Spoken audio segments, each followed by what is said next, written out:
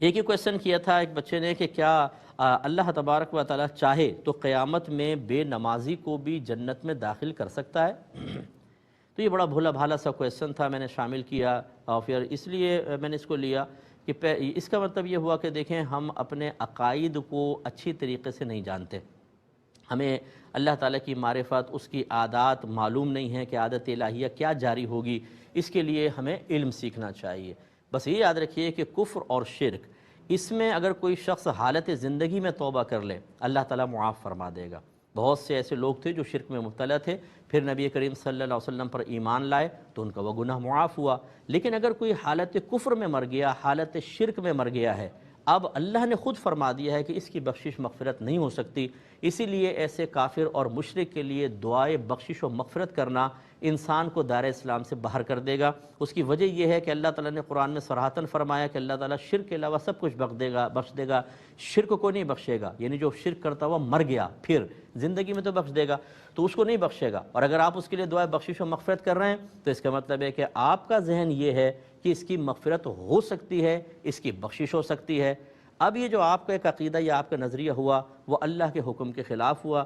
جس سے ظاہر ہوا کہ آپ کو اللہ تعالیٰ کی اس خبر پر اعتماد نہیں ہے، آپ اس کے بارے میں کم از کم شک میں ہیں، اور اللہ کے صریح حکم پر کوئی شک کا اظہار کرے، عملی طور پر یہ ثابت کر دے کہ میں اس کو مشکوک سمجھتا ہوں، وہ دائرہ اسلام سے خارج ہو جائے گا، لہٰذا ایسا آدمی دائرہ اسلام سے نکل گیا۔ باقی یاد رکھیں کتنا ہی بڑا گناہ کبیرہ کیوں نہ ہو، حتیٰ کہ خودکشی بھی، اس سے انسان دائرہ اسلام سے باہر نہیں نکلتا، اور یہ اللہ کی مشیت پر موقوف ہے۔ چاہے تو ایک آدمی زمین سے آسمان تک گناہوں کو بھر دے، اللہ تعالیٰ بخش دے اس کو اور جنت میں داخل کر دے،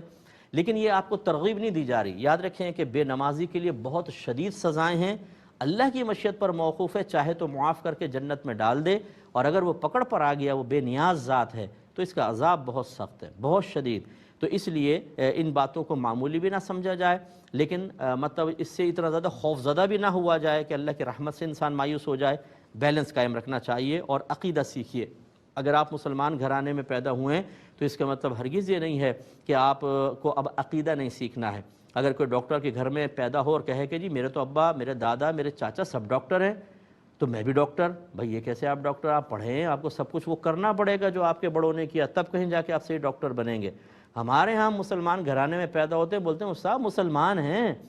بھائی مسلمان تو ہو بھائی جان، لیکن جب تک عقیدوں کو دلائل کے ساتھ نہیں سیکھیں گے آپ کو اپنے عقیدے نہیں آئیں گے، اور جب عقیدہ آپ کے ذہن میں صحیح نہیں ہوگا شیطان آرام سے بگاڑ پیدا کر دے گا آپ کے عقیدے میں، اور آپ کو دائرہ اسلام سے باہر خارج کر سکتا ہے۔